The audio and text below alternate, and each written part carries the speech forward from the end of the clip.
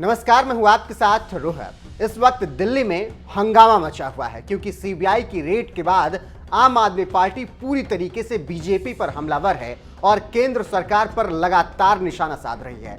आपको बता दें कि 19 अगस्त को सीबीआई की रेड दिल्ली के उप मुख्यमंत्री मनीष सिसोदिया के घर पर पड़ी। इसके अलावा 15 और लोगों पर सीबीआई की रेड पड़ी। अब ऐसे में जब सीबीआई ने जांच शुरू की तो लगातार आम आदमी पार्टी ने यह कहना शुरू कर दिया कि ये परेशान करने की नीति है केंद्र सरकार की। और अब मनीष सिसोदिया, जिन पर कल सीबीआई की रेड पड़ी थी, उन्होंने प्रेस कॉन्फ्रेंस की और एक बार फिर से केंद्र सरकार पर वो हमलावर नजर आए। आपको बता दें कि मनीष सिसोदिया ने साफ तौर पर कह दिया कि मुझे जेल भेजने की तैयारी है और 2-3 दिन के अंदर वो मुझे सलाखों के पीछे डालने का विचार कर रहे हैं। आपको बता दें कि मनीष सिसोदिया से पहले अरविंद केजरीवाल ने कल ही प्रेस कॉन्फ्रेंस की थी और उन्होंने बीजेपी सरकार पर जमकर निशाना साधा था और कहा था कि हमारे काम के चर्चे अमेरिका तक में हो रहे हैं, इसीलिए अब इन्हें परेशानी होने लगी है और सबसे ईमानदार शिक्षा मंत्री को परेशान किया जा रहा है। आपको बता दें कि दिल्ली में शराब नीति को लेकर इस वक्त हंगामा मचा हुआ है और बताया जा रहा है कि आबकारी विभाग में बड़ा घोटाला हुआ है और जिस तरीके से ये घोटाला बताया गया उसके बाद से ही सीबीआई की रेड पड़ी है। फिलहाल अभी क्या कुछ निकल कर सामने आया, इसमें कुछ भी रिपोर्ट अभी सीबीआई ने सार्वजनिक नहीं की है। फिलहाल मनीष सिसोदिया ने प्रेस कॉन्फ्रेंस करते हुए कहा कि अगले 1 से 2 दिन में या 3 दिन में, बहुत ज़्यादा 4 दिन में मुझे गिरफ्तार कर लिया जाएगा और मुझे जेल भेज दिया जाएगा। साथ में उन्होंने प्रधानमंत्री नरेंद्र मोदी पर भी निशाना साधा और कहा कि ये देश के प्रधानमंत्री को शोभा नहीं देता है कि इस तरीके से बदले की कार्रवाई की जाए। सिसोदिया ने पीएम मोदी पर हमला बोलते हुए कहा, अरविंद केजरीवाल और नरेंद्र मोदी में यही फर्क है। केजरीवाल अच्छे काम की प्रशंसा करते हैं, उससे सीखते हैं और मोदी जी अच्छे काम को रोकना चाहते हैं। ये पीएम मोदी को शोभा नहीं देता है। वहीं आपको बता दें कि इससे पहले अरविंद केजरीवाल ने make in India number 1 campaign launch किया था और उन्होंने कहा था कि मैं देश को नंबर 1 बनते हुए देखना चाहता हूं। लेकिन अब उसी के एक दिन बाद जब रेड पड़ी सीबीआई की तो फिर पूरी तरीके से आम आदमी पार्टी बौखला गई। आपको बता दें कि सिसोदिया ने दावा किया कि दिल्ली सरकार की अगर शराब पॉलिसी ठीक से लागू होती तो 10,000 करोड़ रुपए का फायदा होता, लेकिन अब इसी में घोटाला बताया जा रहा है जिस पर सीबीआई ने रेड डाला और जांच चल रही है। फिलहाल सीबीआई ने खुलासा किया कि ये पूरी जो शराब नीति और इसके घोटाले की संरचना रची गई, ये ना दिल्ली में रची गई ना गोवा में, बल्कि ये सब मुंबई में बैठकर साजिश रची गई थी, जिसके बाद इतना बड़ा घोटाला किया गया। बस केवल यही अभी तक सार्वजनिक रूप से सीबीआई की तरफ से एक बयान फिलहाल या कह सकते हैं कि रिपोर्ट आई है, उसके अलावा भी कुछ भी सामने निकल कर नहीं आया है। और इसी बीच मनीष सिसोदिया ने जिस तरीके से बड़ा आरोप केंद्र सरकार पर लगाया है और कहा है कि अगले 2 से 4 दिन के अंदर मुझे जेल के भीतर डालने का पूरी तरीके से प्लान है। देखना होगा कि क्या कुछ होता है और मनीष सिसोदिया की मुश्किलें आगे कितना बढ़ती हैं। फिलहाल आपका इस खबर पर क्या कुछ कहना है, अपनी राय कमेंट कर हमें जरूर बताएं। कल मेरे घर सीबीआई के ऑफिसर्स आए थे और दिल्ली सचिवालय में मेरे जो एजुकेशन मिनिस्टर का डिप्टी सीएम का ऑफिस है वहां पर भी उन्होंने रेड की थी।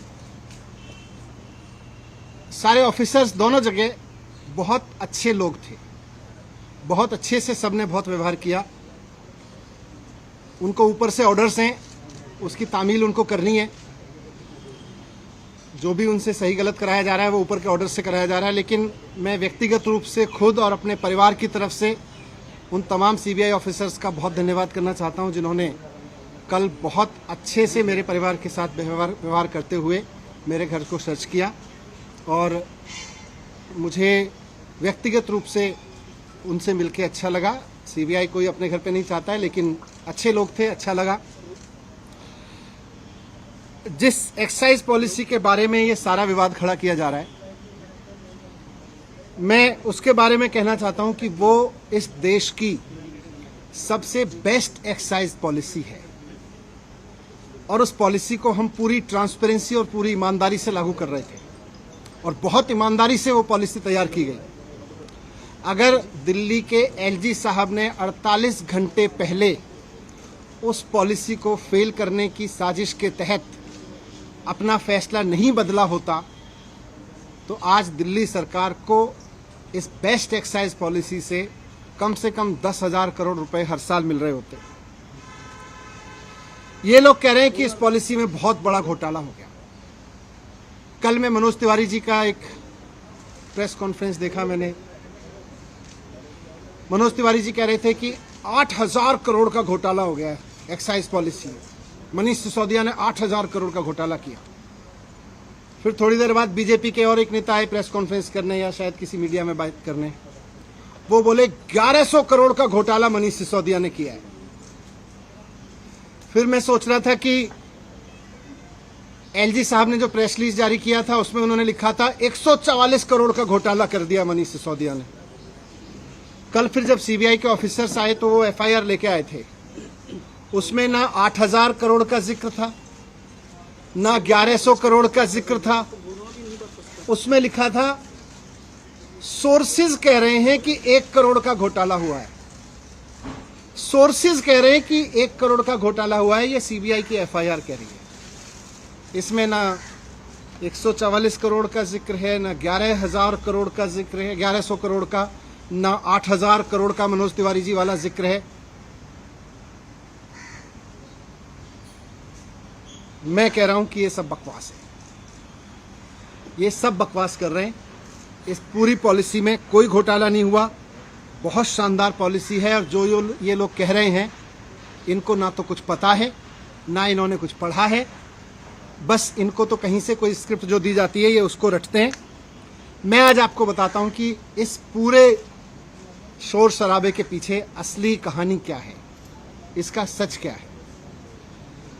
सच ये है कि मुद्दा शराब का घोटाला है ही नहीं। इनको शराब के किसी घोटाले की चिंता नहीं है, इनको घोटाले की चिंता नहीं है। अगर इनको शराब के घोटाले की चिंता होती तो गुजरात में हर साल 10,000 करोड़ रुपए की एक्साइज चोरी होती है। अगर शराब की एक्साइज की चोरी की अगर चिंता इनको होती, एक्साइज के घोटाले की इनको चिंता होती, तो आज ये सीबीआई का पूरा हेडक्वार्टर गुजरात में शिफ्ट करा देते 10,000 करोड़ का घोटाला रोकने के लिए। और यही लोग करवा रहे हैं, जो लोग सीबीआई को इंस्ट्रक्शंस दे रहे हैं ना, यही लोग गुजरात में 10,000 करोड़ रुपए की एक्साइज की चोरी कर रहे हैं। लेकिन इनको घोटाले की चिंता नहीं है। शराब की एक्साइज की पॉलिसी में हो रही चोरी की किसी की चिंता नहीं है, क्योंकि गुजरात में 10,000 करोड़ की चोरी हो रही है। वहां सीबीआई नहीं भेजते। अगर घोटाले की चिंता होती तो ईडी का दफ्तर वहां खुल जाता, ईडी का पूरा हेडक्वार्टर वहां शिफ्ट हो जाता। वहां नहीं हो रही कोई धरपकड़। इसलिए मुद्दा तो करप्शन है ही नहीं, मुद्दा तो शराब का घोटाला है ही नहीं, मुद्दा तो घोटाला है ही नहीं। अगर मुद्दा घोटाला होता तो प्रधानमंत्री जी ने कुछ दिन पहले बुंदेलखंड एक्सप्रेसवे का उद्घाटन किया था। आप सबने देखा था, आप सबने दिखाया था, सारे मीडिया ने चलाया था। और सारे मीडिया ने देश के बहुत शोर से बताया कि प्रधानमंत्री जी ने जिस हाईवे का एक्सप्रेसवे का उद्घाटन किया था, 5 दिन के अंदर अंदर वो पूरी तरह से धंस गया। बहुत बड़ा घोटाला हुआ वो एक्सप्रेसवे बनाने में, हाईवे बनाने में। अगर मुद्दा करप्शन होता तो आज सीबीआई और ईडी प्रधानमंत्री द्वारा उद्घाटित किए गए उस महामार्ग के घोटालेबाजों को पकड़ रही होती, उनके घर रेड कर रही होती, जिन्होंने इतना बड़ा घोटाला कर दिया कि प्रधानमंत्री जी ने जिस एक्सप्रेसवे का उद्घाटन किया 5 दिन में धंस गया। वो है घोटाला। लेकिन जैसा मैं कह रहा हूं, मुद्दा घोटाला है ही नहीं। शराब या एक्साइज की चोरी इनकी परेशानी है ही नहीं। इनकी परेशानी है अरविंद केजरीवाल। इनकी परेशानी है कि अरविंद केजरीवाल जिस तरह से अब पूरे देश में एक काम करने वाले ईमानदार नेता के रूप में पहचान बनाते जा रहे हैं और पूरे देश के लोग अब उनको पसंद करने लगे हैं, इनकी परेशानी ये है। और पंजाब के बाद तो पूरे देश में अरविंद केजरीवाल जी को एक राष्ट्रीय विकल्प के रूप में देखा जाने लगा है। इनकी परेशानी ये है। ये जो पूरी कार्रवाई मेरे खिलाफ हो रही है, ये जो पूरी कार्रवाई मेरे दफ्तर में हो रही है, मेरे घर में रेड डाली जा रही है, ये हो ही इसलिए रही है कि अरविंद केजरीवाल जी को रोकना चाहते हैं। ये अरविंद केजरीवाल जी को रोकने की जो साजिश रची जा रही है उसी स्क्रिप्ट का हिस्सा है। आप सब जानते हैं, देश जानता है कि अरविंद केजरीवाल जी की सबसे बड़ी ताकत है कि वो एक बहुत कट्टर ईमानदार नेता है। अरविंद केजरीवाल जी की दूसरी सबसे बड़ी ताकत है कि उनको काम करना और काम करवाना आता है। उनको दिल्ली का एजुकेशन ठीक करके उन्होंने दिखा दिया कि एजुकेशन कैसे ठीक होता है। उन्होंने हेल्थ ठीक करके दिखा दिया कि हेल्थ सिस्टम कैसे ठीक होता है।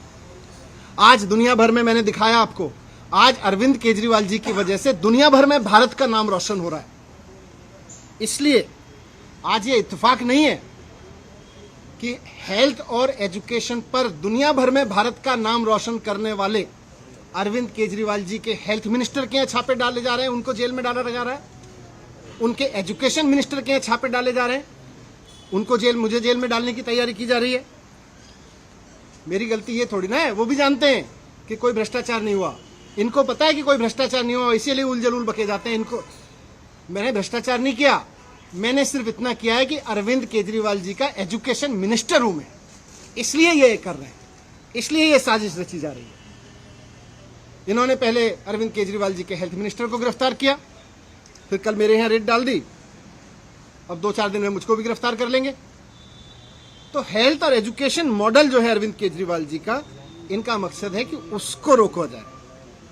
मैं कहना चाहता हूं कि देश के प्रधानमंत्री नरेंद्र मोदी जी को पूरे देश ने इतना बड़ा जनमत दिया है,